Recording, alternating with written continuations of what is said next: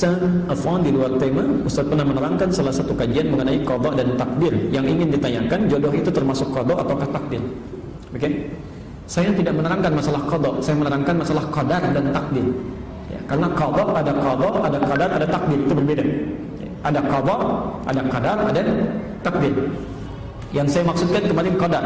Qadar itu ketetapan yang telah diberikan oleh Allah sebelum kita terlahir ke muka bumi ini, ya, dan tidak bisa diintervensi, tidak akan berubah sampai kita wafat. Jadi ibu sampai nangis darah pun bikin status jutaan kali untuk merubah itu tidak akan pernah berubah.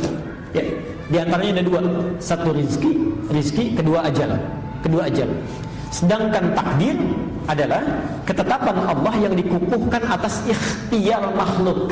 Jadi ada usaha kita dulu, ya. Usaha baru Allah tetapkan, ya. Di antaranya ada dua juga. Satu, perbuatan kita apakah baik atau buruk itu kembali pada ikhtiar kita. Misal adzan berkumandang Allahu Akbar, manusia bisa pilih mau ikut merespon suara adzan dengan sholat, itu kadar baiknya, ya silahkan, takdir baiknya Allah tetapkan pahala. Ya, laha ma kasabat. Tapi kalau dia memilih yang buruk, dia hindari adzan, dia kerjakan yang lain misalnya, atau bahkan maksiat, wa 'alaiha ma kasabat, Allah tetapkan.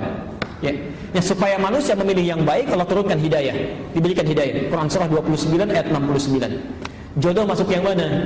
Jodoh masuk kepada takdir, ya, bukan qadar. Dia harus usaha dulu, usaha cari. Makanya kata Nabi, tunkahul mar'atu li arba'in. Ya, perempuan dinikahi lewat 4 hal. Kenapa bahasanya dinikahi? Karena perempuan cenderung menunggu laki-laki yang aktif, ya. Tapi bukan berarti perempuannya diam, tidak, menunggu dalam kebaikan. Jadi kalau ibu ingin mendapatkan misal anaknya calon yang saleh, anak perempuannya, maka perempuannya pun beramal yang saleh, ya. Rajin tahajud, salatnya yang bagus, baca Quran, dia mulai menghafal, maka Allah pun akan kirimkan orang yang baik. Itu usahanya, ya. Tapi karena laki cenderung mencari, maka sifatnya lebih aktif laki-laki, ya. Tunkahul mar'atu li arba'in, perempuan dinikahi karena 4 hal, ya. Pertama, limaliha, karena harta bendanya, ya. Kemudian karena kecantikannya, kemudian linasabiha, karena latar belakangnya, kemudian yang terakhir lidiniha, karena faktor kesolehan agamanya, ya. Fadfar bidzatid dini taribat yadak, pilih yang keempat, itu yang paling bagus. Maaf, suka ada keliru menerjemahkan. Limaliha itu sering diartikan dengan yang banyak hartanya. Saya kurang sepakat, ya. Walaupun ada kecenderungan orang memilih itu yang banyak harta, ya. Sebetulnya yang dimaksudkan adalah yang bisa mengelola harta suaminya, bisa mengatur, ya. Jadi kalau suami punya pendapatan 5 juta calon suami, jangan cari calon istri yang zakat mualnya saja 10 juta. Enggak akan nyambung. Dicari pasangan yang sesuai, ya, punya kemampuan 5 juta, cari yang bisa mengatur harta suami dengan 5 jutanya. Itu maksudnya, ya. Jamaluha bukan jamilah. Kalau jamilah itu cantik, paras. Tapi kalau jamal itu keindahan, ya.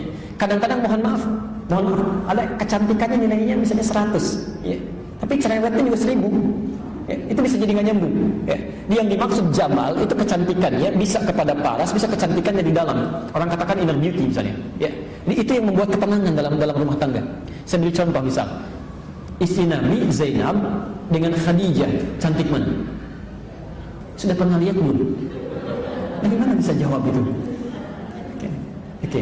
Itu seringkali diilustrasikan Zainab itu kalau dilihat mata tidak berkedip, ya, wajah tidak berpaling. Karena itu Nabi pernah dituduh, Nabi itu menikahi Zainab karena hasrat saja, ya. Tapi itu terbantahkan oleh fakta sejarah. Beliau tidak punya keturunan dari situ, ya. Dan yang paling menarik, ternyata dengan Khadijah itu yang disebut-sebut sampai dalam mimpi Khadijah. Masya Allah. Kenapa bisa disebut demikian? Jawabannya ada di Al-Bukhari nomor hadis yang keempat. Silahkan dicek itu. Silahkan dicek. Ada ibu bapak bisa bayangkan, Nabi saat sedang gelisahnya, takutnya lihat Khadijah saja itu hilang setengah kegelisahannya. Dengar suara Khadijah bisa hilang seluruh kegelisahan, ya. Nanti lain waktu kita bahas apa yang dilakukan Khadijah, itu yang dipelajari. Makanya sering saya katakan, kenapa Nabi diizinkan menikahi lebih daripada 4 perempuan? Karena seluruh karakter perempuan di muka bumi ini terangkum pada istri-istrinya Rasulullah SAW. Silakan ibu pelajari, ibu akan temukan ternyata ibu mirip siapa nanti, bisa kelihatan di situ, ya. Jadi saya kira ke situ, ya, jodoh itu bagian dari takdir, bukan qadar.